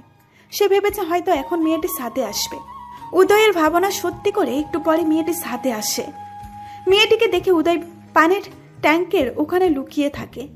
মেয়েটি ছাদে এসে উদয়ের ঘরের দিকে যায়। দরজায় গিয়ে উকি দিতে দেখছে সে আছে কিনা। উদয়কে দেখতে না পেয়ে কি যেন একটা ছুঁড়ে দেয় ওর রুমের ভেতর, দিয়ে চলে যায়। আবার উদয় দ্রুত ফিরে আসে ওর রুমে। এসে দেখে বিছানার উপরে এক টুকরো নীল কাগজ পড়ে আছে। সেটাতে সুন্দর করে লেখা, কাল রাতে হঠাৎ এমন অপ্রত্যাশিত ঘটনার জন্য দুঃখিত। চিরকুটটি পরে মুচকি একটা হাসি দেয় উদয়। এরপর একবার নিচ থেকে ঘুরে আসে, চেষ্টা করে মেয়েটিকে দেখার জন্য। উদয় এখনো মেয়েটির নাম জানে না। নিচে গিয়েও মেয়েটিকে দেখতে পায়নি। মন খারাপ হয়ে যায় উদয়ের। আবার চলে আসে উপরে। হঠাৎ মনে পড়ে আজ ওর একটা ইন্টারভিউ আছে। সে তৈরি হয়ে চলে যায় ইন্টারভিউ দিতে। ইন্টারভিউ শেষে বিকেলে বাসায় ফিরে উদয় রুমে ঢুকেই আবারও বিছানায় আরও একটি নীল কাগজ দেখতে পায়। হাতে নেয় কাগজটি। কাগজটিতে লেখা ছিল,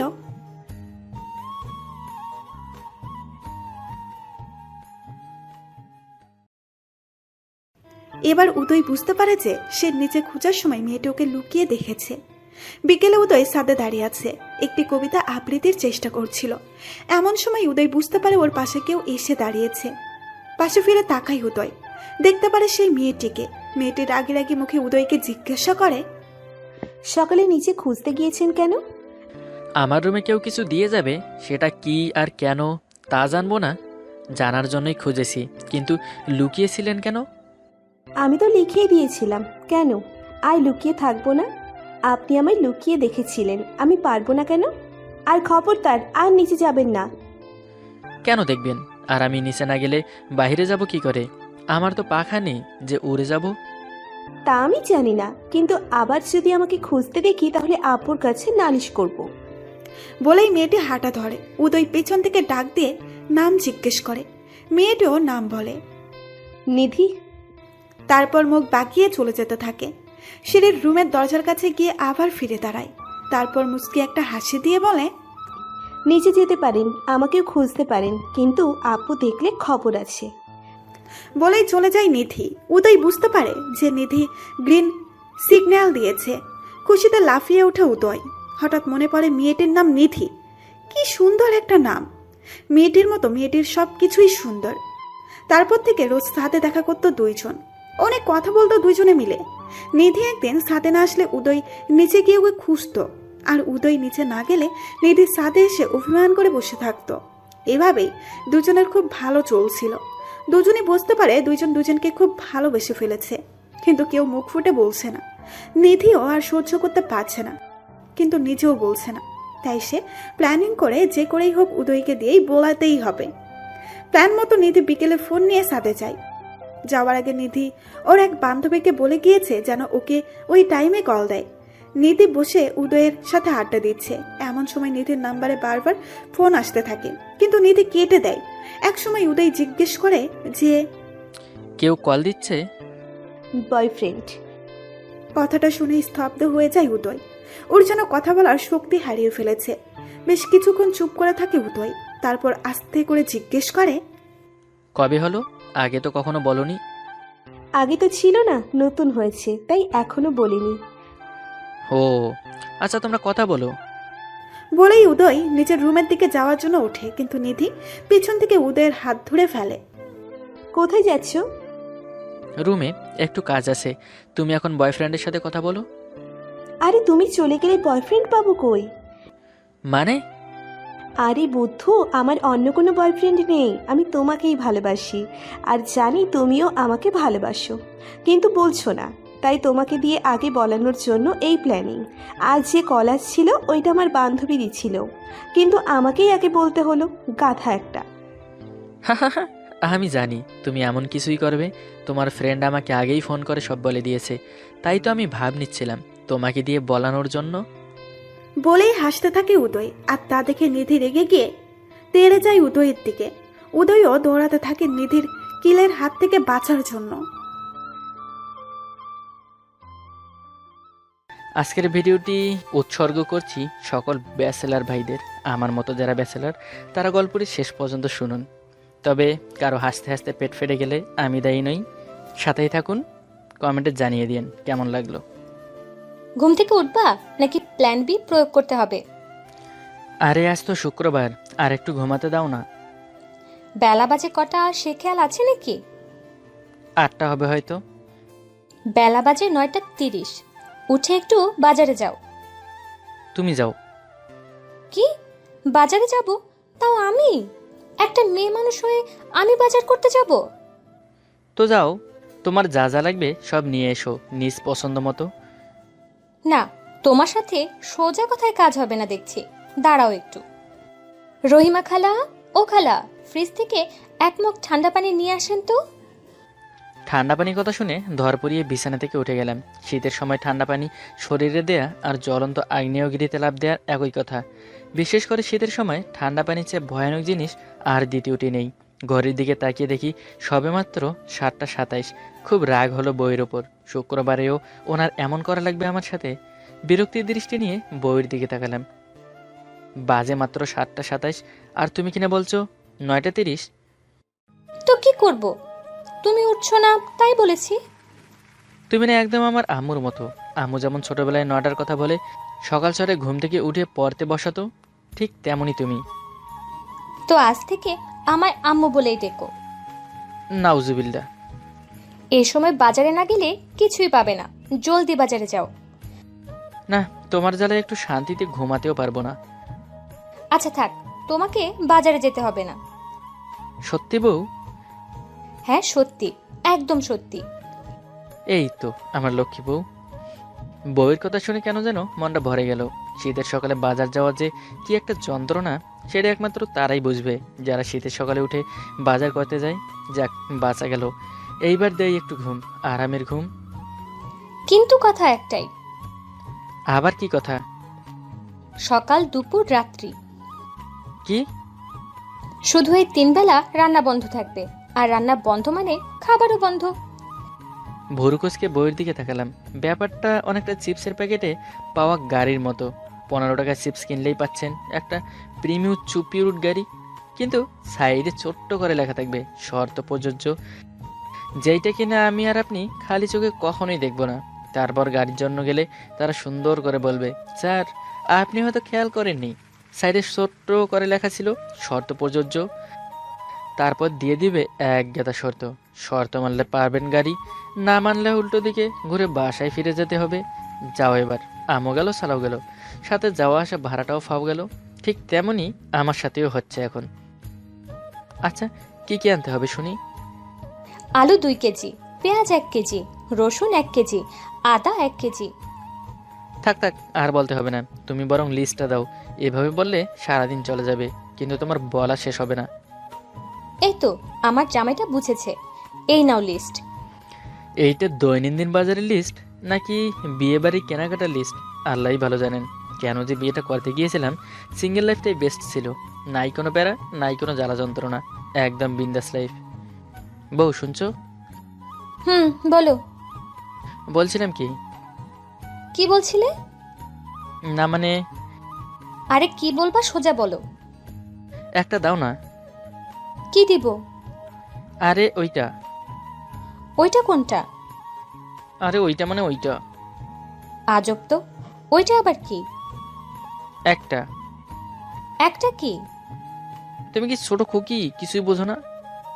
না বললে বুঝবো কিভাবে? আরে একটা চুমু দাও। কি? আরে চুমু দাও, চুমু। চুমু কি? এটা খায় না পরে? মজা করবে না একদম। মজা কই করলাম? আচ্ছা, এখন একটা চুমু দাও আমাকে। না, পারবো না। কেন পারবা না? আমার লজ্জা লাগে। আরে স্বামীর কাছে আবার কিসে লজ্জা? জানি না অত কিছু। আচ্ছা, জানতে হবে না, এইবার একটা চুমু দাও। না, দিব না, যাও। আচ্ছা, আমি দিচ্ছি, তারপর তুমি দাও। এই না না। চুপ, দিচ্ছি আমি। এই না না না। বউ মানা করছে, কিন্তু এই মুহূর্তে আমি বউয়ের কথা শুনতে মোটেই ইচ্ছুক না। বউয়ের কথা অপেক্ষা করেই বউয়ের গেলে একটা চুমু দিয়ে দিলাম। এটা কি করলা তুমি? চুমু দিলাম। মানা করেছিলাম না? তাতে আমার কি? তোমার কিছুই না? একদমই না। এইবার আমাকে একটা চুমু দাও।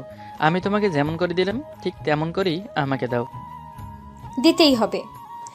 হ্যাঁ, দিতেই হবে। আচ্ছা, গালটা এদিকে নিয়ে এসো। বউয়ের কথা শুনে আমি আবেগে আপ্লুত হয়ে গেলাম। আহা, কি আনন্দ আকাশে বাতাসে। বউয়ের কাছ থেকে চুমু খাওয়ার ফিলিংসই অন্যরকম। বউয়ের মুখের কাছে আমার গাল আনতেই বউ আমার কানের নিচে কষে এক চর বসিয়ে দিল। গালে হাত দিয়ে সোজা বসে পড়লাম। সালার ভাই, প্রতিদিন বলি ঘুমানোর আগে আয়াতুল কুরসি পড়ে ঘুমাবি, রাতে আজে বাজে স্বপ্ন দেখে আর আমার উপর অত্যাচার করে। চারপাশটা একবার ভালো করে তাকিয়ে দেখলাম। ছোট্ট একটা রুম, তার ভিতরে দুটো ছোট্ট ছোট খাট, আর পাশে থাকা 3টা ছেলে আমার দিকে আক্রমণাত্মক ভঙ্গিতে তাকিয়ে আছে। দেখে মনে হচ্ছে 2 দিনের অনাহারী বাঘ এখন বুঝি আমাকে খেয়ে ফেলবে। স্বপ্ন দেখছিস? না মানে, হ্যাঁ ভাই। স্বপ্নে কি দেখছিস? বিয়ে করেছি, ভালো একটা বউ পেয়েছি। একটু রোমান্স করতে গিয়েই কানে নিচে জোরে একটা থাপ্পড় খাইলাম। সালার ভাই, চুমুটা কাকে দিয়েছিস জানিস? এতক্ষণে মাথায় হুঁশ আসলো। আরে আমি তো ভার্সিটির হলে, আর এই 3জন তো আমার রুমমেট, একই ক্লাসে পড়ি আমরা। আর যার সাথে এখন কথা বলছি সে তো নিবিড়। তার মানে কি চুমুটা আমি একটু... তোকে ভূতে ধরেছে তাই না? আমাকে কই না তো। তাহলে প্রতিদিন এইসব কি উল্টাপাল্টা স্বপ্ন দেখিস তুই? আমি কি ইচ্ছে করে দেখি নাকি? বুঝেছি। রোমান, ছনের ঝাড়ুটা নে তো, ঝাড়ু দিয়ে পিটাই ওর ভূত ছোটাই। রোমান ছনের ঝাড়ুটা নিয়ে নিতেই বিছানা থেকে উঠে এক দৌড় সোজা বাথরুমের ভেতরে গিয়ে দরজাটা লক করে দিলাম। তুই বের হ বলছি। না ভাই, আমি বের হব না আজকে। দেখি তুই কতক্ষণ বাথরুমের ভিতরে থাকতে পারিস। আজকে তোর ভণ্ডামের ভূত আমি ছুটাবো। হায় আল্লাহ, এতক্ষণ কি একটা স্বপ্ন দেখলাম, কি ভূত চেপে বসেছে আমার উপর। এখন কি হয়েছে সেইটা আর মনে করতে চাই না, মনে করলেই জ্বালা বাড়বে। বয়স 20 পেরিয়ে 21-এ পা দিয়েছি মাত্র। এই দীর্ঘ 21টি বছর ধরে আমি ব্যাচেলর। এই 21 বছরে বউ তো দূরের কথা, একটা গার্লফ্রেন্ডেরও দেখা পেলাম না। ছোটবেলায় বড় অপুরা কোলে নিয়ে কত চুমু খেত আমার গালে, আর এখন চুমু খাবো তো দূরের কথা, একটা উল্টো কানে কষে থাপ্পড় খাওয়া লাগে। আশেপাশে এত এত বিয়ে বাড়ি দেখি, বর দেখি, কনে দেখি, এইসব দেখে কোন ব্যাচেলরের হিংসে না হবে? এইসব দেখে ব্যাচেলর পোলাপানদের অবশ্যই হিংসে হবে। তাদের তো সাদাল্লাদ বলতে কিছু একটা থাকে। তাদেরও তো ইচ্ছে করে বিয়ে করতে, বউ নিয়ে এখানে ওখানে ঘুরে বেড়াতে, বউয়ের জন্য গোলাপ ফুল নিয়ে যেতে, বউয়ের ভেজা চুলের ঘ্রাণ নিতে। শুনেছি মেয়েদের ভেজা চুলের ঘ্রাণ নাকি পৃথিবীর সকল পারফিউমকেও হার মানিয়ে দিতে পারে। এইসব হার্ট টাচিং ইমোশনাল কাহিনী শুনলে কার না ইচ্ছে হবে বিয়ে করতে? তবে এখানেও একটা কথা আছে কিন্তু, গোসল করার পর সব মেয়েদের ভেজা চুল থেকেই কিন্তু বিশেষ সেরা পারফিউমের ঘেরান আসে না। কিছু মেয়ে আছে যারা শীতের সময় গোসলও করে না, আর মাথায় শ্যাম্পুও করে না, ফগ, সেন্সার, বুলোলেডি, ওয়াইল্ড স্টোন ইত্যাদি নিয়ে দৈনন্দিন কাজ চালিয়ে নেয়। তাদের ভেজা চুল থেকে কিন্তু কখনো পারফিউমের গন্ধ আসবে না, তাদের ভেজা চুল থেকে শুধু ইঁদুর মরার ঘ্রাণ আসবে। আশেপাশে এসব বাড়ি দেখলে খুব হিংসে হয়, প্রচণ্ড রকমের হিংসে।